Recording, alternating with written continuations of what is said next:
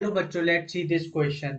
A particle of charge minus 16 into 10 to the power minus 18 coulomb moving with a velocity 10 meter per second along x-axis enters a region where a magnetic field of induction B is along the y-axis and an electric field of magnitude 10 raised to the power 4 volt per meter is along negative at z-axis. If the charged particle continues moving along the x-axis, the magnitude of B is।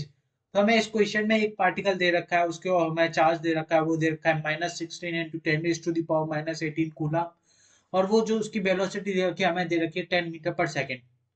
और वो जो charge है वो x axis की तरफ x axis पर आगे बढ़ रहा है, और हमें जो मैग्नेटिक फील्ड दे रखी है वो बी दे रखी है वाई एक्सिस पर, और हमें जो मैग्नीट्यूड दे रखा है इलेक्ट्रिक फील्ड का वो दे रखा है 10 raise to the power 4 volt per metre, वो नेगेटिव जेड एक्सिस पर दे रखा है। हमसे पूछा है कि चार्ज पार्टिकल अगर continuous moving along X axis पर ही मूव कर रहा है, यानी कि वो डिफ्लेक्ट नहीं कर रहा है, तो मैग्नीट्यूड ऑफ बी क्या होगा। तो अब क्या हो गया कि हमारा ये, जैसे कि हम अपना फ्रेम करें क्वेश्चन, तो हमें दे रखा है ये हमारा जो हो जाएगा, ये हो जाएगी हमारी डॉटेड लाइन है, वो हमारी जेड एक्सिस है, और इस पर हमें ई दे रखी है, वो दे रखी है 10 raise to the power 4 volt per metre, और हमें इधर जो है पार्टिकल एक्स एक्सिस पर मूव कर रहा है, ये हमारी एक्स एक्सिस है, पार्टिकल हमारा एक्स एक्सिस पर मूव कर रहा है, वो कर रहा है 10, वो कर रहा है 10 मीटर पर सेकंड स्पीड से, 10 मीटर पर सेकंड वो वेलोसिटी 10 मीटर पर सेकंड से। अब ये पार्टिकल है वो एक्स एक्सिस पर ही कंटिन्यूअस कर रहा है, यानी कि जो हमारे force due to electric field हो जाएगी वो इक्वल हो जाएगी force due to magnetic field, क्योंकि